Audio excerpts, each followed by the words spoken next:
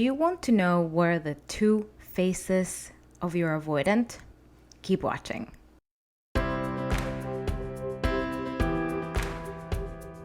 Hello everyone, Marianna here, and I am your favorite therapist and coach. If you have anxious attachment, I'm a clinical specialist on affective sciences and anxious attachment style. And I want to remind you to please subscribe and give me a like. Please support my channel and leave me all your comments and your questions because I do answer them. So I want to talk to you guys about the two faces of avoidance. And I get this a lot, especially with people that I treat, is like, how come this person came on so strong? He or she was very interested in me in the beginning, and how is that they took all that love away and now they treat me like I'm a stranger or like I'm their enemy? It's very difficult to grasp sometimes that the avoidant that you're with is actually both. Sometimes we can't believe that all of that can exist in one person. And we think, like, how is that possible? How can you be so invested in the beginning and then lose steam so fast? So usually an avoidant can love and they can crave to have a relationship. They are programmed to feel the need to feel loved. But that doesn't necessarily mean that they're wired to confront the responsibility of having a relationship.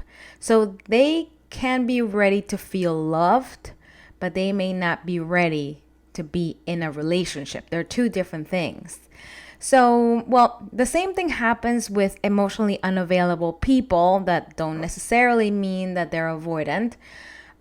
Emotionally unavailable people usually tend to act avoidant in a temporary basis.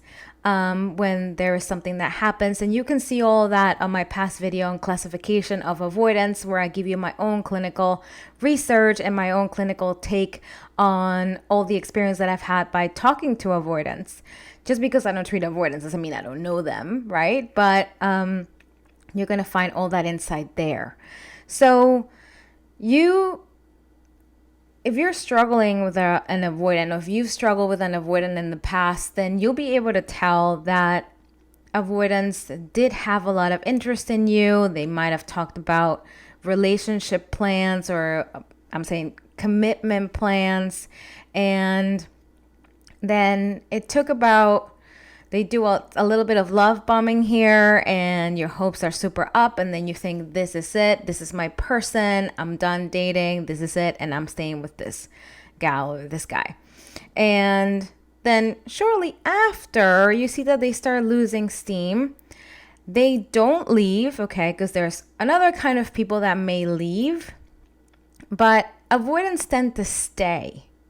And then you start thinking and you start questioning your sanity, and you start thinking, well, if you don't like me, if you keep me at arm's length at all times, why are you with me? Why don't you dump me?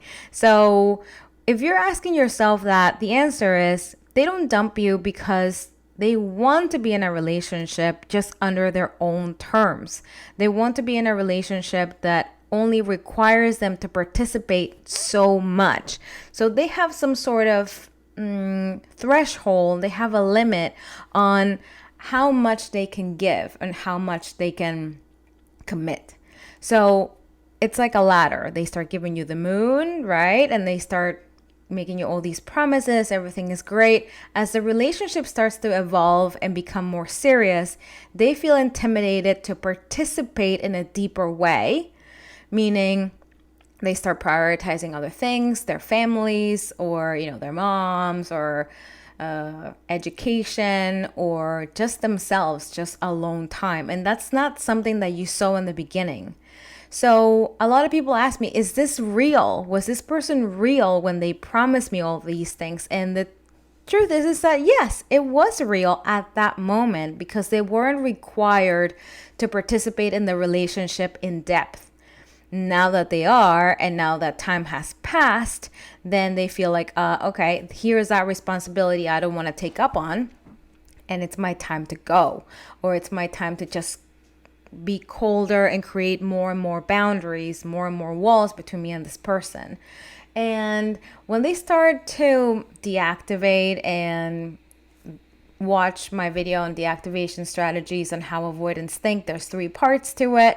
When they start deactivating, that means that they've reached that limit, and whatever it is that you're asking for is too much for them.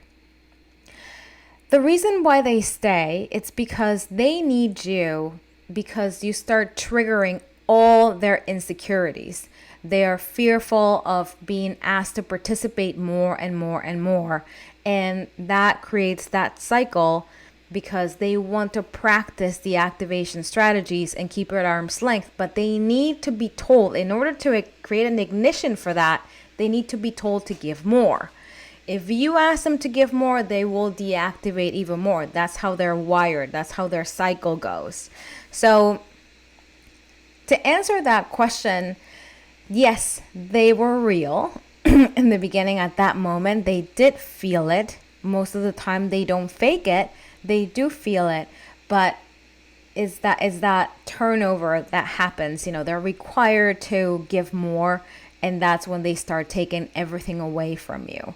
And they take it away slowly. Sometimes a lot of avoidants that have, I would say, a higher level of anxiety, they'll take it in a very abrupt way. If you mention the word, moving in or marriage, or they'll be completely scared, and then they will take everything away in a more abrupt way. So they are both. Please get this in your head. I know that when we have anxious attachment style, we tend to find excuses for their behavior in order to remain in the relationship. In the name of love. We harbor hope because you saw your avoidant act very responsibly. You saw them act very committed in the beginning. You remain in the relationship because you've seen with your own eyes what they can deliver, and that they're capable of loving you, and you want that back, and you stay and you stay, and you're like, and I'm told, but I know this person has the potential. I've seen him, I've seen her, and I'm like, yes, but that was before. Whatever they're bringing you right now, all that avoidance and all those deactivation strategies are who they really are and how they show up in a relationship. So if you want to suffer less, I would say, if you're already broken up and you're reflecting on your relationship, just know that these people are both. Avoidants are both. If you're still in a relationship, just make sure that you evaluate why you're staying. Okay, and one of the reasons why is because you have seen them deliver and you want it back, and you're sitting there because you feel like they owe you something. You took that love away from me, now you have to give it back. And they may not fully understand what you want, and they are definitely not going to give it back to you. So as usual, I always want you to leave a little bit wiser after you watch my videos, and I want to make sure that you understand why you're still in this relationship. And don't worry, don't start hammering in your head that there is a disconnection between these two people. No, they are both. Both behaviors belong to the same person.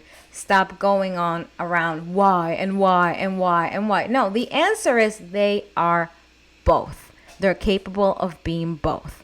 So, in different timelines, right? In the beginning, they're this, and after, they're that. So don't forget to follow me on Instagram. Please subscribe. There's also a link to my masterclass that you can get. And please make sure that you watch all the other videos, especially with the How Avoidants Think. They're very helpful. And I will see you on my next video.